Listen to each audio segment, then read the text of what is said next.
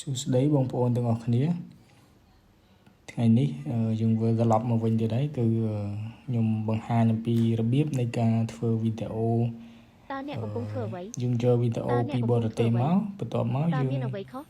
បកប្រែជាសំឡេងមកជាភាសាខ្មែរដោយប្រើតាមរយៈ AI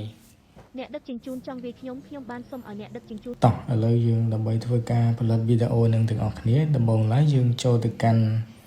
app Chrome អូខេយើងបើក new tab មកបន្ទាប់មកយើងវាយពាក្យថា video dubber ហើយយើងចុច search មកទៅយើងឃើញនៅលើគេ import video dubber.ai យើង click លើហ្នឹងមកចំណុចបន្តមកទៀតយើងចុច get started for free អូខេកន្លែងនេះគេឲ្យយើង sign in អញ្ចឹងយើងចុច continue with Google មកបន្ទាប់មកយើងរើសaccount មួយមក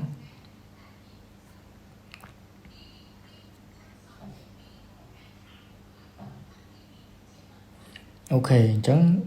យើងចូលមកដល់ home page របស់ video dubber ហ្នឹងអញ្ចឹងដើម្បីយើងធ្វើការ upload ដើម្បីយើងបកប្រែពីសំឡេងភាសា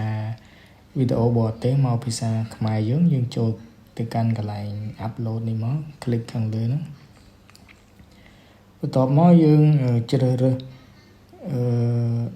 វីដេអូ clip ណាមួយដែលយើងបាន download ហ្នឹង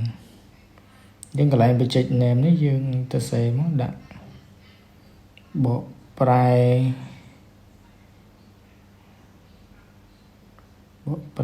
វីដេអូយ៉ាងមកអូខេ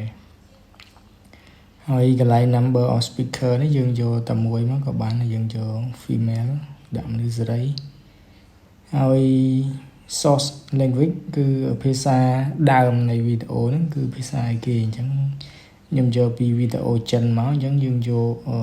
ភាសាចិន Chinese បន្ទាប់មកទៀតគឺកន្លែង target language អញ្ចឹងយើងកន្លែងនេះយើងចង់ឲ្យវាបកប្រែទៅភាសាអីក៏បានដែរគឺភាសានៅលើទូទាំងពិភពលោកវាមានទាំងអស់អញ្ចឹងណាតែនៅលើនេះខ្ញុំធ្វើឧទាហរណ៍ឲ្យតែភាសាខ្មែររបស់យើងភាសាខ្មែរគឺវា support ដែរ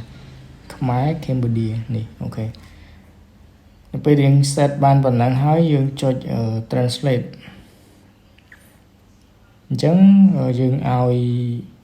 ដាក់អ្នកដែលនិយាយហ្នឹងគឺមនុស្សស្រីហើយស៊ីមុំនេះឈ្មោះគេហ្នឹងបន្ទាប់មកយើងចុច confirm មកគឺវាធ្វើការ upload file របស់យើងទៅកាន់platform ហ្នឹងឲ្យវា analyze វាបកប្រែពីភាសាចិនមកភាសាខ្មែរអញ្ចឹងវា upload ចប់ឥឡូវវាធ្វើការ generate ភាសាជាសំឡេងហ្នឹង subtitle អញ្ចឹងយើងចាំវារហូតដល់វាពេញមក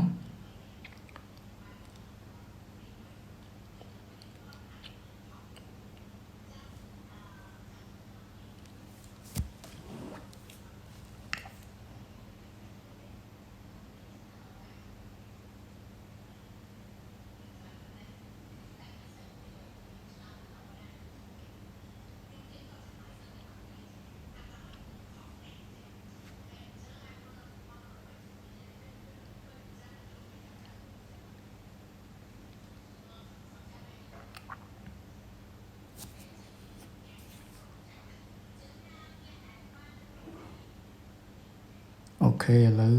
វាធ្វើការបកប្រែចប់ហើយអញ្ចឹងយើងចុច play លើវីដេអូហ្នឹងមកយើងលឺសំឡេងហើយតើអ្នកកំពុងធ្វើអ្វីតើមានអ្វីខុសអ្វីមិនអីទេតើមានអ្វីកើតឡើងគាត់បានធ្វើវាដោយគ្មានហេតុផលតើអ្នកកំពុងធ្វើអ្វីអ្នកដឹកជញ្ជូនចង់វាខ្ញុំបានសុំឲ្យអ្នកដឹកជញ្ជូនទំនិញតើអ្នកកំពុងធ្វើអ្វីអ្នកបានបើកឡានរបស់ខ្ញុំតើអ្នកកំពុងធ្វើអ្វីឥឡូវនេះអ្នកដឹកជញ្ជូនចង់វាខ្ញុំបុរសដឹកជញ្ជូនចង់វាអ្នកបាទអ្នកតើអ្នកបានធ្វើអ្វីដាក់គាត់តើអ្នកបានធ្វើអ្វីខ្លះចំពោះគាត់ អញ្ចឹងនៅពេលដែលយើងបានវីដេអូបកប្រែជាសំឡេងជាភាសាខ្មែរហើយយើងចុចធ្វើការ download មកហើយយើងជ្រើសរើស translated video.mp4 ហ្នឹងយើងចុច download មកអញ្ចឹងវានឹងធ្វើការ download ចូលទៅក្នុងទូរស័ព្ទយើង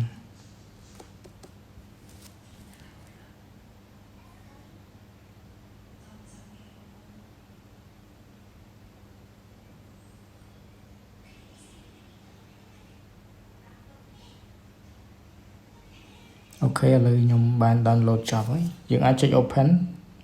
នេះគឺវាចូលទៅក្នុងgallery របស់វីដេអូទូរស័ព្ទដៃយើង តើអ្នកកំពុងធ្វើអ្វីតើអ្នកកំពុងធ្វើអ្វី